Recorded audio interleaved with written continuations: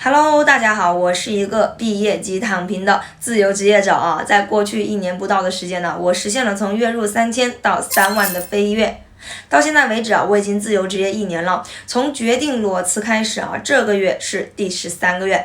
那先用最直观的方式来看看我的生存现状，也就是存款啊，56万。所以啊，这期视频我想来跟大家分享一下我赚钱的方法和思路。你要是感兴趣的话呢，可以耐心的看完我这期视频，对你啊绝对有帮助。话不多说，直接上干货。我主要是做海外短视频带货的，卖当下比较火的东西。那比如说之前的一个特别火的泡泡机，你们记得吗？我加个10块钱卖出去到海外啊，什么火我就卖什么，各种平台呢去搜索啊，哪里便宜做一个中间商赚差价。那接下来我说一下具体的操作方法。首先我们打开国内短视频搜索玩具，找那种点赞和播放量都比较高的视频，复制视频链接到小程序里面提取文字，再告诉 ChatGPT 帮我们换种方式描述以上的内容，它就会立马给你生成一条伪原创的视频脚本，然后利用剪映图文成片的功能一键生成视频。视频生成之后啊，再把它发布到 TikTok上面去，只要你发布的视频啊有老外观看，我们就能拿到1份收益了。平均10万的一个播放量，收益是在$20左右。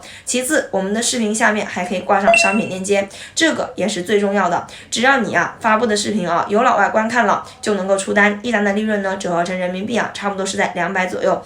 大家可以看一下，我上个月靠泡泡机这个产品啊，我也是出了有个200多单了，总共也赚了2万多的收益。那重点是这种操作模式啊，不需要我们进行囤货和压货，还是比较简单的操作。那如果说你看完视频啊还是不懂的，可以订阅我，然后呢你在下方啊给我扣一个6啊，我给你发一份 TikTok 的一个运营教程。那说到这里的话呢，就我自己的经验而言，只要你掌握了方法之后，坚持去做啊，收益呢还是很稳定的。那目前呢，我们国内很少有人做 TikTok， 所以它的发展空间跟利润呢都是比较大的，机会和潜力都是无限的，就看你自己能不能把握住机会了。那么本期视频呢，我就分享到这里了，希望啊对大家有帮助。我们下期再分享更多的赚钱干货，拜拜。